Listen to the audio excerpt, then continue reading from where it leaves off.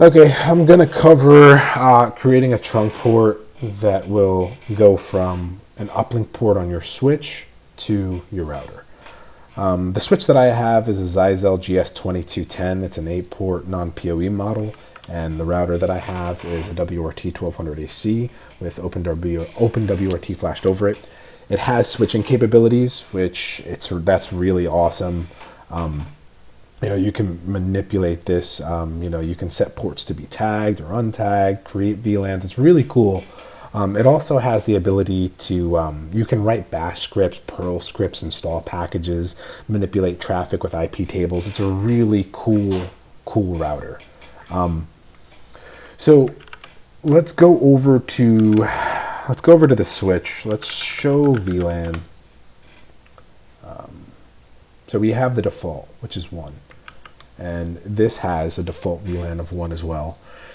We haven't created a VLAN yet. These 1 and 2 is something that I had to do when I set this up. When I set the router up initially, after I flashed OpenWRT over it. So let's get into the meat of the video. We're going to create VLAN 3 because that's the next number in the sequence, right? So let's enter into config. Let's VLAN 3. We're going to give it an IP address of 192.168.3.2. So 3, the second octet from the right is going to match the VLAN ID. So we're going to use /24. Then we're going to create a default gateway, and that's going to be .1. All right, and you can type shift ? to see the commands that you can use. So forbidden inactive IP name normal untagged. So all right, that should be it for. Oh, let's fixed. We're gonna add 7 here. And we need to add 9 as well. 9 is going to be, so the switch is an 8-port switch. 1 through 8 is, the regular ports. 9 and 10 are uplinks. So we're going to add 9, and that'll be the trunk port. Let's exit. Let's create another VLAN, VLAN 4. So we're going to create an IP address of 4.1/24. We actually need to make that 2. The gateway is always going to be 1. IP address, default gateway.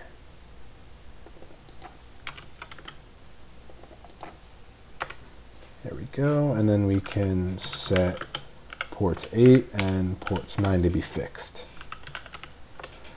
All right, let's show our VLAN configuration. So you have 7 and 9 and 8 and 9.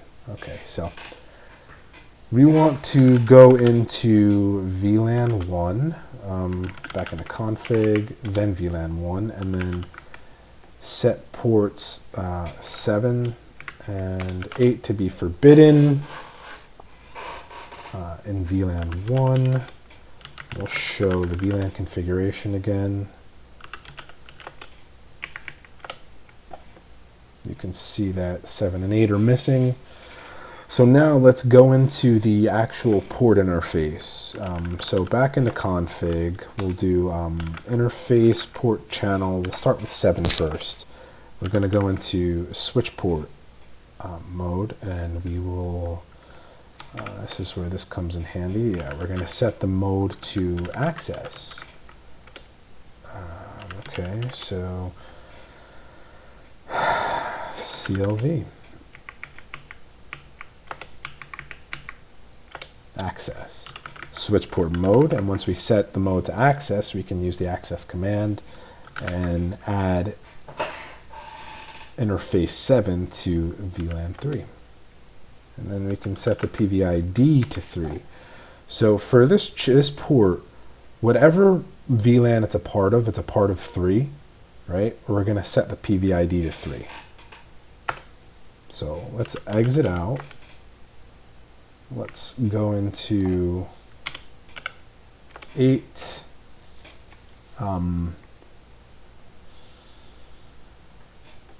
We're going to set switch port mode to access. We're going to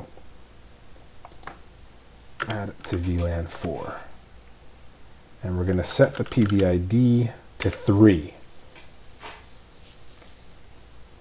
So we want to tag that with VLAN ID 3, right?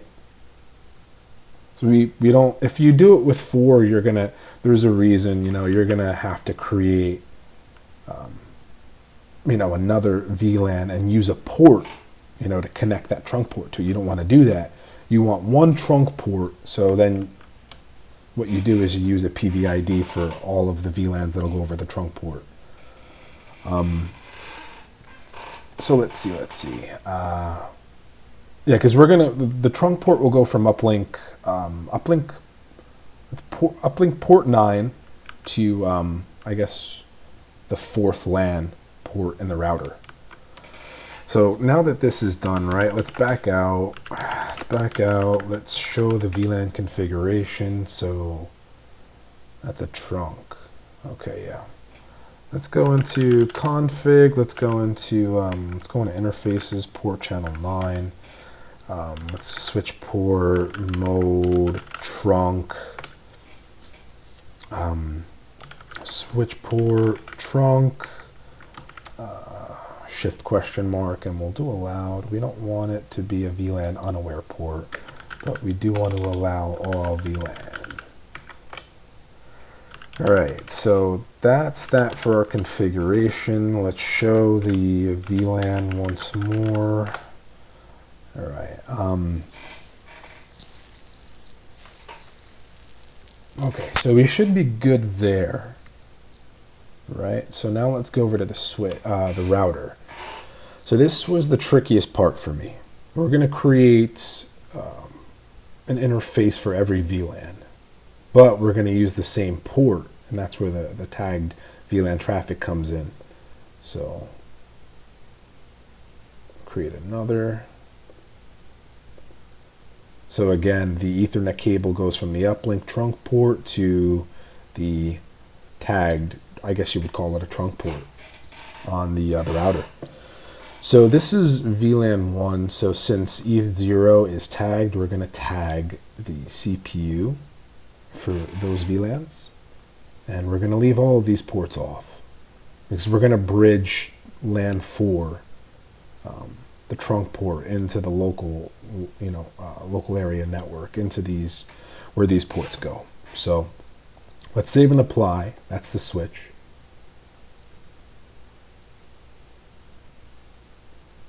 The next thing we're going to go to is the interface.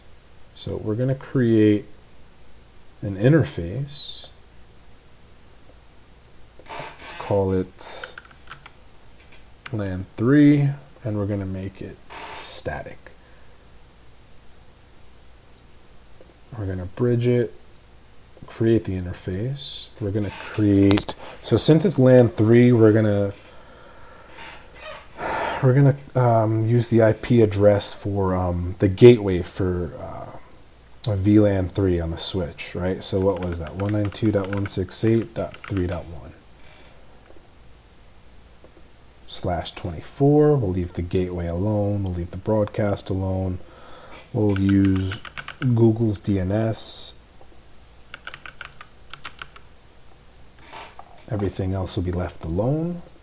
Advanced settings. We're not going to force the link. So we're going to bridge.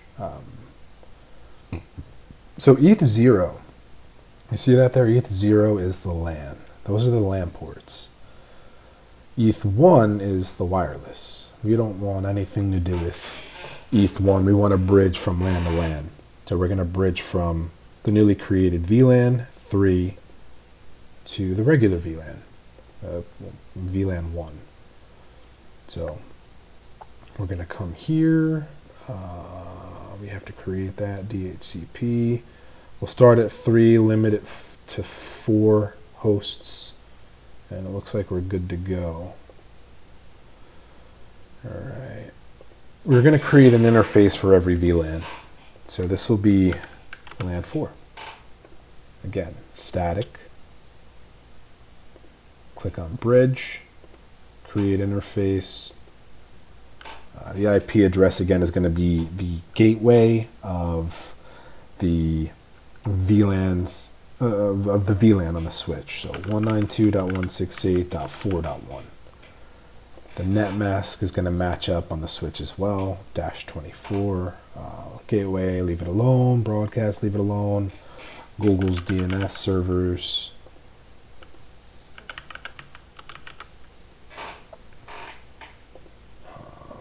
We don't want to force the link.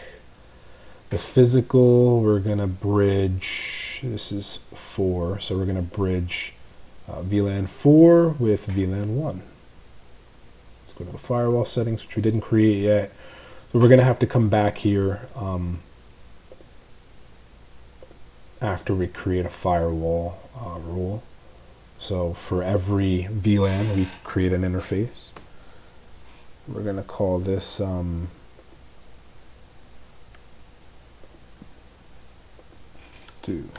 LAN 3, accept all, so forward output and input.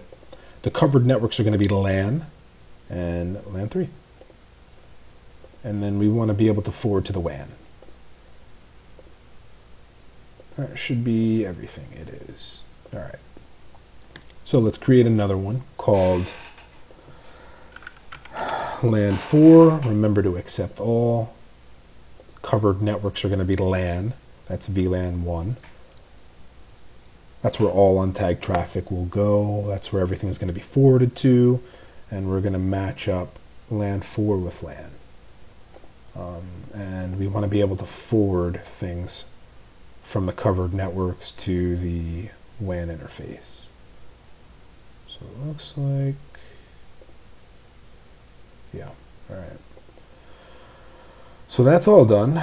So we went the switch, firewall, interfaces, okay. So we're going to edit this again. I want to make sure that the firewall is, okay, firewall's good. All right. So everything looks good.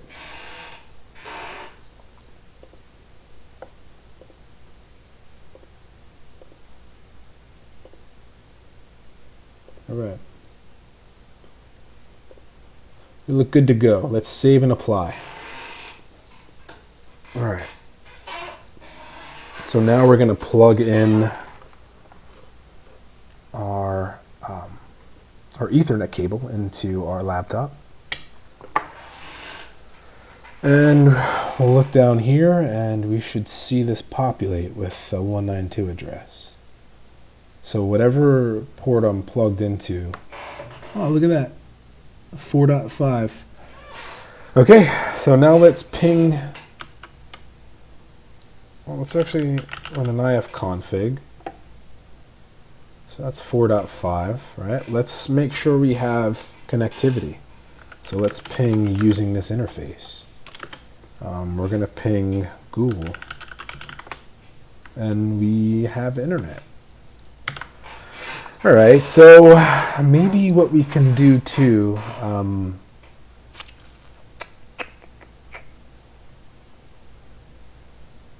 okay, let me try something else. I'm going to pull these headphones out, the mic out.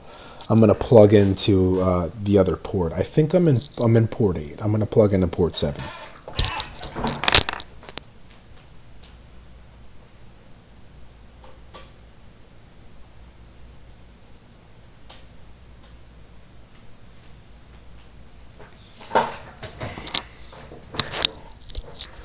So that went from 4.5 and it should go to 3. Whatever the DHCP server assigns it. So 3.5. So let's run ifconfig again. So now you can see it went from 4.5 to 3.5. And let's try to run that ping again, make sure we have internet connectivity. We do. All right, so the network setup is as follows. This is the port that I was plugging into from my laptop, port 7, which was VLAN 3. So I have 2 cables plugged into the uplinks, port 9, port 10. Port 10 is connected to the 192.168.1.0 network, /24. So the blue cable is the trunk port.